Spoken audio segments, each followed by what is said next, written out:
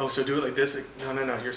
You went too literal. Too literal. Oh, okay, sorry. Hi, Yeah. I'm Michael Weinstock. I go by Z, and I'm an artist, and I'm half Iranian, half Caucasian. So where would you feel like you are right now in your culture identity? Because, as Hyphenate goes, like, we're really curious about highlighting that middle place. Mm-hmm. And maybe you can share a little bit more for context, like what's your background in terms of why this search is coming up now? Mm-hmm. So I'm adopted, and all my life I've been in this place of I don't know my birth parents. I don't know culturally what that actually, let me go back.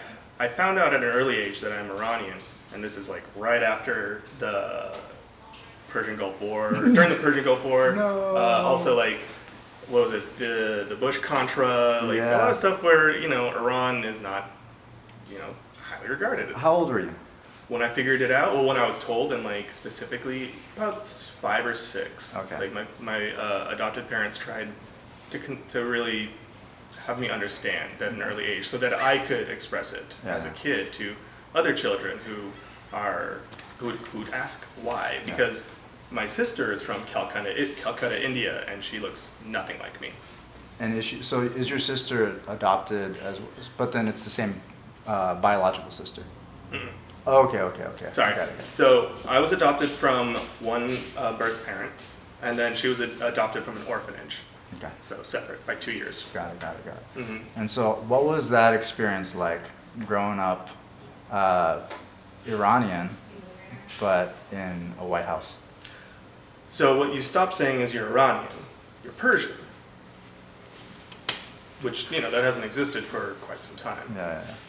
But growing up, that was more acceptable, not just for others, but for myself as well, because I learned that, unfortunately, at the time, Iran was a harsh place. Yeah. Not on great terms with America. Yeah. When you grow up in a specifically white family. Yeah.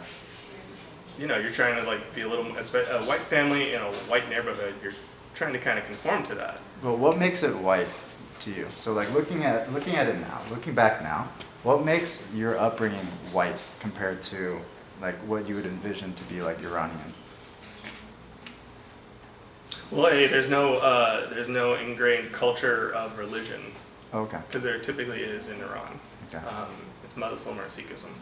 And for my household, it's like Christian light. We celebrate Christmas, but with Santa Christmas. I like Christian light. I like that. It's a consumer Christian. Yeah. The best kind. It's the best kind, especially in this country.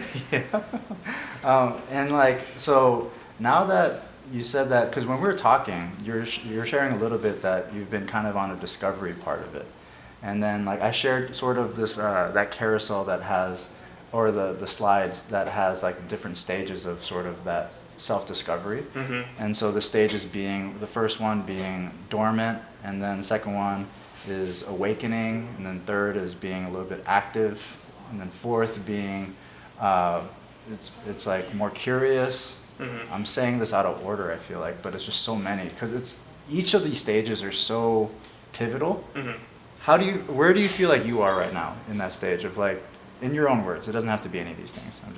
I believe that right now it's in the awakening stage, where I am more curious about where I come from and what my ethnic background is and what that culture entails. Yeah. And that became more pertinent in probably the last couple of years, especially moving to San Francisco. I'm not sure if the move itself contributed to the choice, but it's been more strong since moving here. I'm not exactly sure why. Have you met any Iranian people? I have. Over the years, I've met several, not in great amounts or for great lengths of time. The crazy part is that prior to these couple of years, I was more in the dormant stage, just let it all, or however, I forget what it was. Don't know, don't care. That's what exactly I put. Exactly, that was the one. Don't know, don't care. I know, but I don't care. Yeah. Because I grew up in that household. Yeah. And then my sister and I, she's from an area that she would never ever ever find her parents either, which is kind of crazy. Yeah. And she might see this, so. Okay, yeah. So she and I all grew up with this very strong connection of, out of a trillion possibilities of where we come from, we are brother and sister. And despite no actual blood relation, we are brother and sister. And that's kept us the closest of all my family members. That's powerful, because you can, in a lot of ways, it's like sometimes, you know, if you think about it, you just are given your brother and sister when you're born. But if you choose it, that's a lot more powerful. That has a lot more depth. It's like, I feel like that's even deeper than choosing the person you're going to marry and be with, because it's a whole different kind of relationship altogether. Yeah, I totally agree. Yeah, so that's really powerful. Thanks for sharing that part. And then I'm right now I'm gonna change the angle of it. Mm-hmm.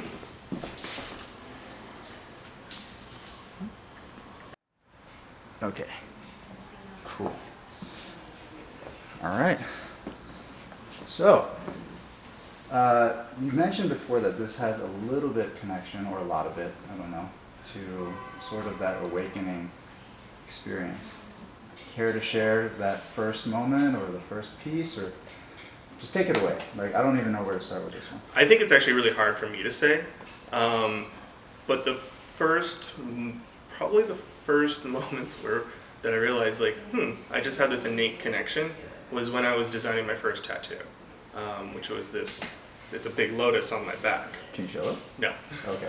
I'm not comfortable doing that. Okay. Gotcha. But it's a big basic lotus. It has just basic black petals, and I found out it was from like Persian ancestry roots. And that wasn't intentional? No. I was just looking around for something, and I saw a drawing, and I drew it up. I took it to an artist, and they're like, "Oh, this is very Persian." I'm like, "Okay." How did that feel? It felt like something was a little more real than it was a minute ago. Because I said, I've been going through this life of, well, I have my sister, I have my family, we're cool, I don't think I need anything else right now. And so when I drew something innately, and then be told that it has resemblance to this culture that I do have roots from, that was kind of those like, okay, that's a little too on the nose, but it felt, I don't know, it would click though. Something clicked in there. It was very interesting. And that was like 18. I think it was 18 or something. That's sick. So, dude, let's get into the art, man. So yeah. Yeah, just take us through this journey. So like, if you can, just like, if you could hold it up and then just share us a little bit of like. So the first couple of iterations of my art came out like this. Okay. Where it's, I don't know how you want to show it. I could go. I just do this. Yep. Got it. And it's like tiny, minute, but they were done specifically for meditation.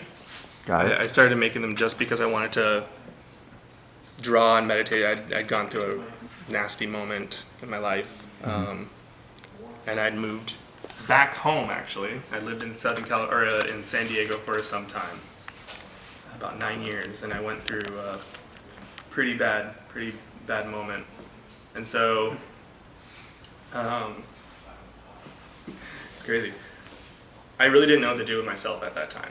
Like, I was at home, I was back with my parents, I was just like really wallowing in despair. And I just started drawing doodles, just these sorts of doodles. And I already had a background in like making art. I have a degree in photography, but I never really flexed it or felt very comfortable in it. And then I started doing these doodles. And then they just started getting more and more prolific. And this is not even like the first one. This is like 3 or 4 years of doing them, and I just would give them away. Like they were just like, I met somebody, and here you go. Yeah. And so over time, it developed into larger pieces. Like these are prints, but this is like a 8x8 or something like that. This one is probably one of the larger ones I've ever done, which is like 18x24. Okay. And you know, the more intricate that it gets, the more soothed my brain becomes. and that was the biggest impetus for this drive of my style, was like, if it's not really intricate, then I can't relax. You sound like a definite artist. It's insane the process that goes into each piece. And then like I'll start with this basic rudimentary like concept, and then it just spirals out of control. And then over time it became from these to this sort of situation where it's like more intricate. And then over time, people were like, it looks like jewelry, and I don't have any of that here with me, but I've done jewelry. I'm actually very interested in that too. That's another form that I use. So metallurgy is something I'm really into, but I'm really new at that. And then when I got to here at Upside, I started learning welding and then laser cutting, and I went to give him mad props. Then I met Ryan Montgomery from Geary and Hyde Design, and he looked at my stuff, and then he kind of was like, I think that your work will translate very well to laser and CNC work. And so that kind of just catapulted my creative brain. And this was the first one that I did, and it's based around one of my other, an older picture that I did years and years ago. And I ran. Yeah, right? And what was is there any like inspiration or anything for these pieces, or is it just kind of as it comes? And yeah, that's a part of why that's my art, I don't know what they call it, not handle, brand, I guess my art brand, it's the designs from Chaos. And when I came upon that word, that moniker, I was like, yeah, because everything comes from Chaos. Nothing comes from a design work, in my mind. And that's where I came from. That's how I got my sister. Just pure chaos put us together. And so these drawings and my art that I come up with is, in my mind, pure chaos. Yeah, I get inspiration. You can see a lot of stuff inside of it, but when I just think of it, most of it is just spitting. I hear you. Like when somebody can rhyme, I just draw and just go for it. That's cool. But you mentioned also that there was some connection to your discovery.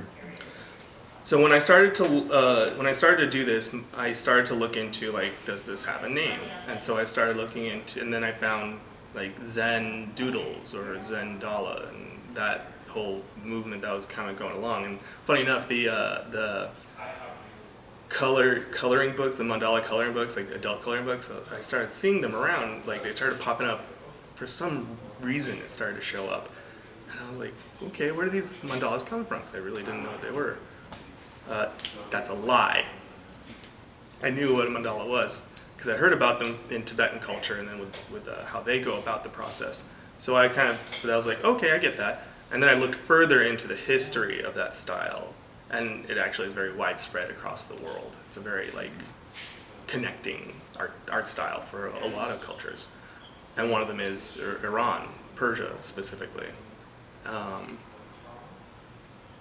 And so that was another like aha moment of somewhere deep down it's coming from that ethnic culture. And so the more I've been pursuing this style, the more I keep thinking like there's more to it. And I've been feeling, I kind of hope my parents don't see this. It kind of awakened this sense of me that there's not much of a core structure for me inside. You know, like you can say that you're from wherever and feel like you have a connection there. I say I'm from Iran. I have no connection to that. I have no idea what it's like. And so it's almost humbling and sad for me at the same time. So that's why I've recently been I've considered like, well, because of how my art is growing and evolving, I think it's time for me to grow and evolve with my identity, and then I believe that will push me further as a person and an artist. So I have a couple questions. Yep. And I don't know how to make them open questions, but it's like, do you feel like this endeavor of art is almost like you building that bridge yourself to a culture. You're almost building every step of the way over there, and it almost feels like you're just waiting for consent from the other side. You're waiting to be seen from the other side. That's my impression. That's how I'm feeling from what you're sharing. Does that resonate or anything? I don't. It resonates. I've never thought of it like that, but it does make sense where so much of this I've done, and yet there's like these few things that I feel like keep me away. Yeah. So like I can see where it seems like it's just like here's my gifts to my past, to my culture, and be like, hey, I have gifts for you, and maybe we could chat or something. But that was like it, like in my mind, almost unconscious. Yeah. Which is strange for me to come to grips with. Actually, now. that's the coolest part, man. And like the thing that I'm thinking from this is, how would you feel if you visited Iran? I have no idea other than the geopolitical climate is not very favorable. How about like Iranian just communities around, like going to like a local mosque or going to like a local community center? I've thought of that. Straight up, I am very I am a recluse. I have a tough time connecting with people, and also putting myself out there. So like as an artist, it took me a long time to like be comfortable showing my stuff. Like 3-4 years ago, this would have not happened. I would not be sitting in front of you showing my art. How would you feel if a bunch of Iranian people started buying your art? This is my initial reaction would be very thankful that they want something of me, because this is what it is. These are parts of my soul, in my mind, like most artists. But then the imposter would be like, I don't know if they'll accept me. I don't know if they'll accept me because I have not been a part of that culture at all. Yeah. Like, and so I'd feel like an imposter of some shape or form, just like shilling, you know. So that kind of scares me. I think I'm in this spot where I think I'd be able to get through it. I also have a lot more support than I did in the past. Yeah. Like my girlfriend Jocelyn, and helping me out with this whole journey, Yeah. and just being able to be there for me. It would be tough. It'd be very, very tough, but it would be humbling, and it'd be a direction, I guess. Cool. And then I've got another question. I gotta get this one is gonna be kind of more of a statement, and then just asking about how you feel. Because for me, I'm not in any place to speak on behalf of any community, especially Iran, because I'm just a regular person. But then I'm sure you totally understand that within every community, every cultural community, there's different pockets of people. And one thing that I really wanted to share through Hyphenate and through this whole journey of building this brand is that there's always a pocket in every culture of people that are gatekeepers, but the opposite way. They're holding the gate open. Oh, okay. Gatekeepers that are searching and looking for people that have been seeking meaning, a home, belonging, and all they do all day is they say, you're enough, you're worthy, you're one of us. How does it feel thinking about that? Also intimidating. Because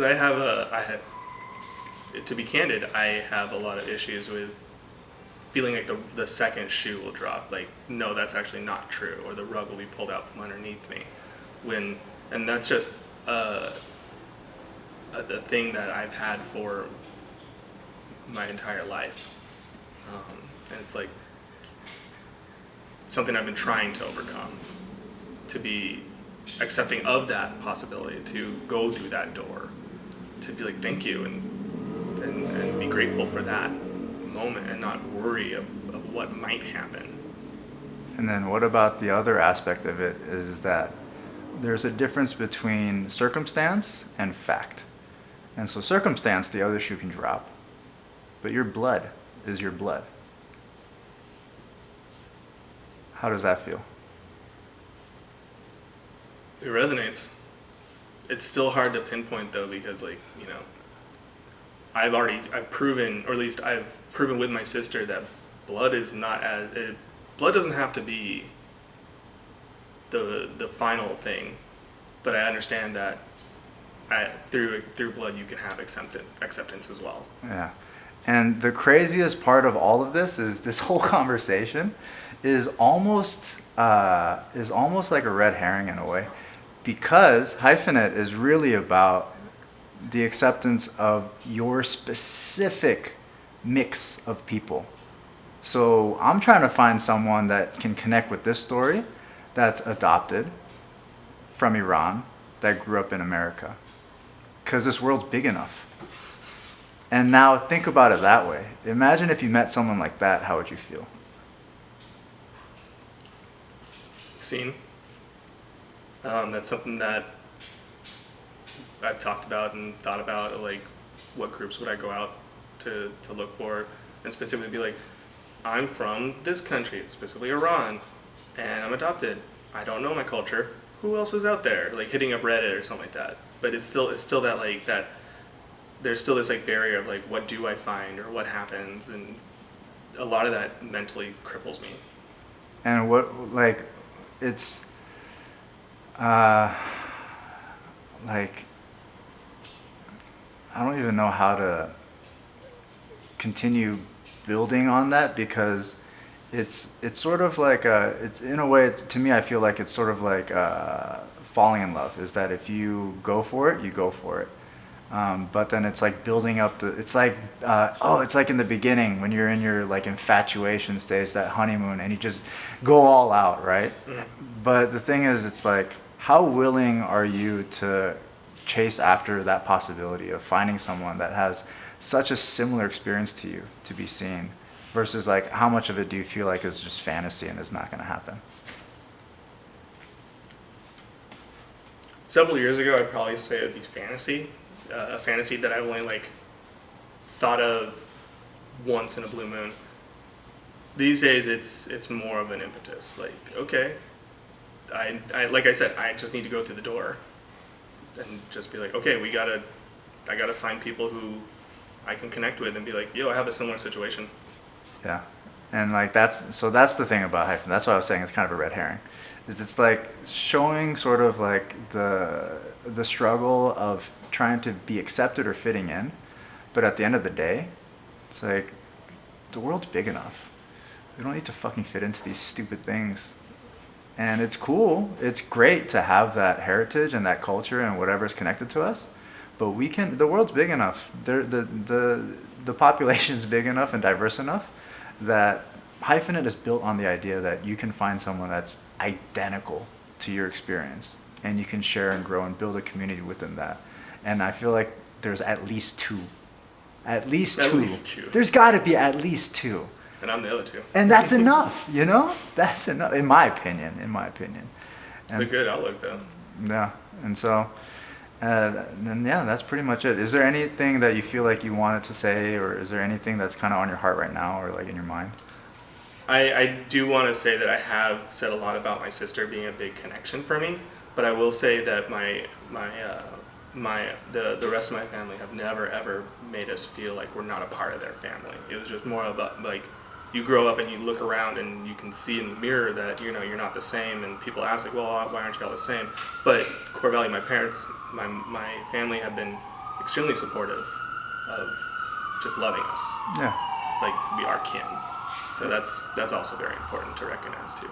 Yeah, it's the difference between, I guess, like emotional and like family connection versus just reality in a way. Yeah. And that's even hard for me to say, but fuck. Sorry. It's really rough. Yeah, I hear you, man. Cool. Well, thanks, man. Thank you.